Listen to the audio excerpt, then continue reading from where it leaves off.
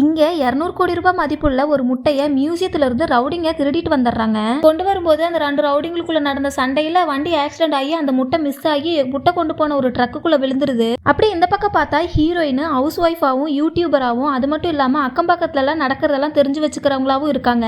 இங்க அந்த முட்டையை தொலைச்சதுக்காக அவங்களுடைய லீடர் அவங்க 2 பேர்ல ஒருத்தனை கொண்டுட்டு ஒருத்தனுக்கு மட்டும் 1 வாரம் டைம் கொடுக்கறான். 1 வாரத்துக்குள்ள நீ முட்டையை கொண்டு வந்து கொடுக்கலன்னா உன்னையும் உன் குடும்பத்தையும் சேர்த்து கொண்டுருவேன்னு சொல்லி மிரட்டிடுறான். இந்த பக்கம் ஹீரோயின் அக்கம் பக்கத்துல நடக்கிறதெல்லாம் தெரிஞ்சு வச்சுக்கிட்டு அதனால ஒரு பிரச்சனையில மாட்டிக்க அபார்ட்மெண்ட்ல இருந்து அவளை காலி பண்ண சொல்றாங்க. உடனே அங்கிருந்து ஒரு ஃபாதர் வந்து ஹீரோயின் காலி பண்ண மாட்டாங்கன்னு சொல்லி ஹீரோயினை காப்பாத்தி விட்டுட்டு போறா. அதனால நம்மளாலதான் நம்மளோட ஹஸ்பண்டுக்கும் சேர்ந்து கஷ்டம்னு சொல்லி அந்த ஃபாதர் கிட்டயே பாவ மன்னிப்பு கேட்க போறா. இந்த பக்கம் அந்த முட்டை ஒரு முட்டை கடைக்காரருக்கு கிடைக்குது. அவர் கொண்டு வந்து அவர் வீட்டுல வைக்கிறாரு. ஹீரோயின் இருக்க அதே அபார்ட்மெண்ட்ல தான் அவரும் இருக்காரு. அந்த முட்டை கடைக்காரருக்கும் அவருடைய ஒய்ஃபுக்கும் ஏதோ சண்டை வருது. அதை பாத்துறா ஹீரோயின். உடனே அந்த வீட்டுல ஏதோ நடந்திருக்கு, அங்க போய் என்ன நடந்துச்சுன்னு சொல்லி பாக்கணும்னு சொல்லி யோசிச்சுட்டு இருக்கா. இந்த பக்கம் அந்த ரவுடி அந்த முட்டை கடையில வேலை பார்க்குற ஒரு பையன் கிட்ட அவருடைய அட்ரஸை தேடி கண்டுபிடிச்சு வாங்கிட்டு வந்துடுறான். இங்க ஹீரோயின் டூப்ளிகேட் சாவியெல்லாம் ரெடி பண்ணி அவங்க வீட்டுக்குள்ள நைட்டு போய் பார்க்கும்போது அந்த முட்டை கடைக்காரரு செத்து கிடக்குறாரு. அதை பார்த்து பயந்து அங்கிருந்து தப்பிச்சு ஓடலான்னு பார்க்கும்போது அந்த ரவுடி ஹீரோயினையும் கொலை பண்ண பாக்குறான். உடனே ஹீரோயின் அவங்கிட்ட இருந்து தப்பிக்கிறதுக்காக அங்கிருந்து ஒரு ஃபோக் எடுத்து குத்த அவன் செத்து போயிடுறான். உடனே அவளுக்கும் என்ன பண்றதுன்னு தெரியாம பயந்துட்டு அங்கிருந்து தடையத்தெல்லாம் அழிச்சிட்டு அவனையும் ஒரு சூட்கேஸ்குள்ள போட்டு எடுத்து வீட்டுக்கு கொண்டு போயிடுறா.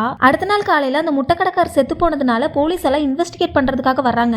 வந்து எல்லா பக்கமும் செக் பண்ணிட்டு சிசிடிவியை செக் பண்ணலாம்னு சொல்லி போகும்போது ஹீரோயின் வந்த ஃபுட்டேஜை மட்டும் யாரோ திருடிட்டு போயிடுறாங்க. உடனே ஃபுட்டேஜ்ல நம்ம மாட்டலன்னு சொல்லி ஹீரோயின் நிம்மதியா இருக்கிற டைம்ல அந்த ரவுடி ஹீரோயினுக்கு கால் பண்ணி நீ ஒருத்தனை கொலை பண்ணி சூட்கேஸ்குள்ள போட்டு எடுத்துட்டு போனல அந்த வீடியோ எங்கிட்ட தான் இருக்கு, ஒழுங்கா அவங்ககிட்ட இருந்து எடுத்த முட்டையை எனக்கு கொடுத்துரு, இல்லைன்னா இந்த வீடியோவை அப்படியே நான் போலீஸ் கிட்ட காமிச்சிருவேன் சொல்ல உடனே அவன் முட்டையெல்லாம் எனக்கு தெரியாது, நான் வேணும்னு அந்த கொலையை பண்ணல, அது யதார்த்தமா நடந்துருச்சுன்னு சொல்ல அவன் அதெல்லாம் எனக்கு தெரியாது, அந்த முட்டை அவங்ககிட்ட தான் இருக்கும், எடுத்துட்டு வந்து எனக்கு கொடுன்னு சொல்லி மிரட்டுறான். உடனே ஹீரோயினும் அவனுடைய பாக்கெட்ல எல்லாம் செக் பண்ணி பாக்குறா, முட்டை எதுவும் கிடைக்கல.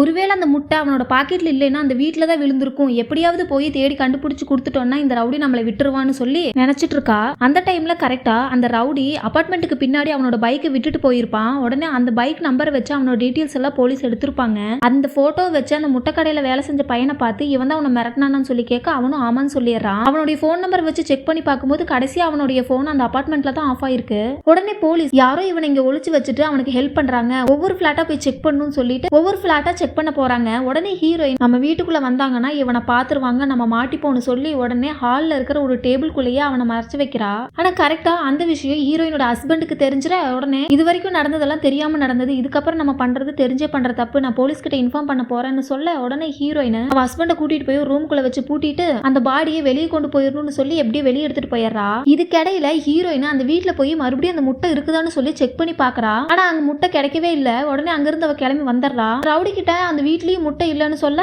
அவன் நம்ப மாட்டேங்கிறான். எப்படியாவது அந்த முட்டையை நீ தான் கண்டுபிடிச்சு கொடுக்கணும், அப்படி இல்ல அப்படின்னா இந்த வீடியோவை நான் போலீஸ்க்கு அனுப்பிடுவேன்னு சொல்லி மிரட்டுறான். அப்பதான் அந்த ரவுடி கிட்டையும் இல்ல அந்த வீட்லயும் இல்லைன்னா அந்த முட்டை எங்க போயிருக்குன்னு சொல்லி யோசிச்சுட்டு இருக்காங்க. அப்பதான் ஒரு விஷயத்தையே காட்டுறாங்க. ஆக்சுவலா அந்த முட்டை இறந்து போன முட்டை கடைக்காரரோட ஒய்ஃபு கிட்ட தான் இருந்திருக்கு. அவ கொண்டு போய் அந்த அபார்ட்மெண்ட்ல இருந்து அந்த ஃபாதர் கிட்ட கொடுத்துருக்கா. அந்த ஃபாதருக்கு சின்ன வயசுல இருந்தே ஒரு கதை சொல்லி இருப்பாங்க.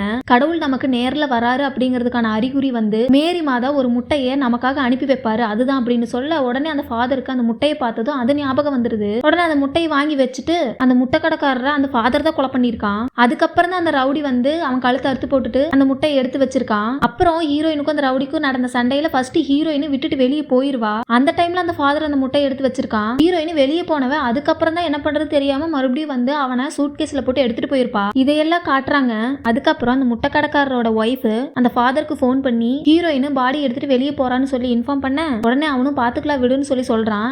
இதையெல்லாம் அந்த லேடியோடைய ஃப்ரெண்டு கேட்டுறா. கேட்டுட்டு நீ தான் உன் ஹஸ்பண்டை கொலை பண்ணியா, நான் சும்மா விட மாட்டேன், இதை போலீஸ் கிட்ட சொல்லுவேன்னு சொல்லி சொல்ல கரெக்டா அந்த டைம் அந்த ஃபாதர் வந்து அவளையும் அடிச்சு கொண்டுறான். ஹீரோயினும் எப்படியோ போலீஸ் செக்கிங் எல்லாம் பார்த்துட்டு அந்த பாடி எடுத்துட்டு வெளியே கொண்டு போய் தூரமா ஒரு இடத்துல வீசிட்டு வந்துடுறா. பார்த்தா ஃபர்ஸ்ட் போலீஸ் செக் பண்ணி அனுப்பும்போது ஒரு கான்ஸ்டபிள் உள்ள பாடி இருந்ததை பார்த்திருப்பான். ஆனா அப்ப ஹீரோயினா காட்டி கொடுத்துருக்க மாட்டான். அவன் அந்த பாடியை டிஸ்போஸ் பண்ணிட்டு திரும்பி வரும்போது வந்து நின்னு அந்த முட்டையை திருப்பி எனக்கு கூட, அந்த முட்டைக்காகத்தான் அவனை கொலை பண்ணன்னு சொல்லி கேட்கறான். உடனே ஹீரோயின் நான் எந்த முட்டையும் பார்க்கல, முட்டை பத்தி எல்லாம் எனக்கு எதுவுமே தெரியாது, இதெல்லாமே எதிர்பாராம நடந்தது, நான் எல்லாமே உங்களுக்கு தெளிவா சொல்றேன்னு சொல்ல கான்ஸ்டபிள் கேட்க மாட்டேங்கிறான். அந்த டைம்ல அந்த ரவுடியோட ஆளுங்க வந்து அந்த கான்ஸ்டபிளை கொண்டுட்டு ஹீரோயினுக்கு போன் பண்ணி அவளோட பையனை கடத்தி வச்சிருக்கிறதா மிரட்டி ஒழுங்கா எனக்கு அந்த முட்டையை கொண்டு வந்து கொடு, இல்லன்னா உன் பையனை போனமா தான் அனுப்புவேன்னு சொல்லி மிரட்டுறான். உடனே அவளும் பயந்துட்டு அவ ஹஸ்பண்ட் கிட்ட போய் சொல்ல அவன் கோவப்பட்டு அவளை அடிச்சு என்ன பண்றதுன்னு தெரியாம 2 பேருமே முழிச்சிட்டு இருக்காங்க. அப்பதான் ஹீரோயின் கால்ல காயமாயிருக்கிறத அங்க வேலை பார்த்துட்டு இருக்கிற ஒரு பொண்ணு பாக்குறா. அதை பார்த்து இது என்ன காயம்னு சொல்லி கேட்கும்போது அப்பதான் ஹீரோயினுக்கு ஒரு விஷயம் ஞாபகம் வருது. ஆக்சுவலா மறுபடியும் அந்த வீட்டுல முட்டை இருக்குதான்னு சொல்லி செக் பண்ண போகும்போது போது அவளுடைய கால்ல ஒரு லாக்கெட் குத்தி இருக்கும். அந்த லாக்கெட்டை நான் எங்கேயோ பாத்திருக்கேன்னு சொல்லி யோசிக்கும் போது அப்பதான் அவளுக்கு ஞாபகம் வருது அந்த ஃபாதரோட கையில தான் அந்த லாக்கெட் இருந்துச்சுன்னு சொல்லி. உடனே எப்படியாவது அந்த ஃபாதரை வெளியே கூட்டிட்டு போயிரு, நான் உள்ள போய் செக் பண்ணி பாக்குறேன், நாங்க வேலை செய்யற பொண்ணு கிட்ட சொல்லிட்டு அந்த பொண்ணும் போய் ஃபாதரை வெளியே கூட்டிட்டு போயிடுறா. இவளும் உள்ள போய் தேடி பார்க்கும்போது தான் அந்த முட்டை அங்க இருக்கிறது அவளுக்கு தெரியுது.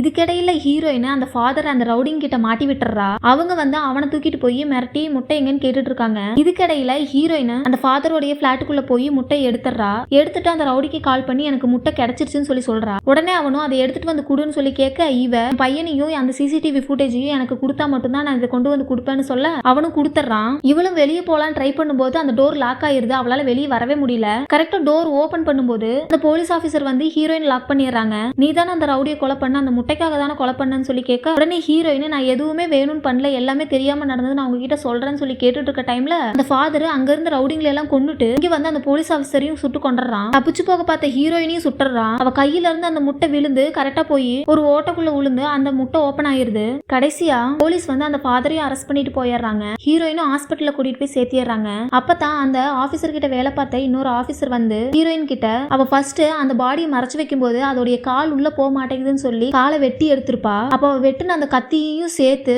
சூட்கேஸ்குள்ளேயே போட்டு கொண்டு போய் வீசிருப்பா. அந்த கத்தியை பார்த்துதான் அந்த ஆபீசர் ஹீரோயின் தான் கொலை பண்ணிருக்கான்னு சொல்லி கண்டுபிடிச்சு அங்க வந்திருப்பா. அந்த கத்தியை திரும்ப அந்த ஆபீசர் கொண்டு போய் ஹீரோயின் கிட்டே கொடுத்து நீ தான் அவனை கொலை பண்ணன்னு எனக்கு நல்லாவே தெரியும், இருந்தாலும் அவன் ஒரு ரவுடி, அந்த உண்மையை சொல்லி உன்னுடைய வாழ்க்கையை கெடுக்க நான் விரும்பல, இதுக்கப்புறமா அது அடுத்தவங்க வாழ்க்கையில என்ன நடக்குதுன்னு தெரிஞ்சுக்காம இருக்க ட்ரை பண்ணு, இதுக்கு மேலேயும் நீ இதே தப்ப திரும்ப திரும்ப பண்ணினா மேடம் இறந்ததுக்கு அர்த்தமே இல்லாம போயிரும் அப்படின்னு சொல்லிட்டு அந்த ஆபீசர் அங்க இருந்து போயிடுறாரு. அப்பதான் ஹீரோயின் என்னாலதான் மேடம் இறந்துட்டாங்க, நான் பண்ண பாவத்துக்கு கடவுள் என்ன மன்னிக்கவே மாட்டாருன்னு சொல்லி யோசிச்சுட்டு இருக்கா. இன்னும் எவ்வளவு நாளைக்கு தான் கடவுள் வருவாருன்னு சொல்லி நம்மள நாமளே ஏமாத்திக்க போறோமோ தெரியலன்னு சொல்லி இந்த படமும் முடிஞ்சுது.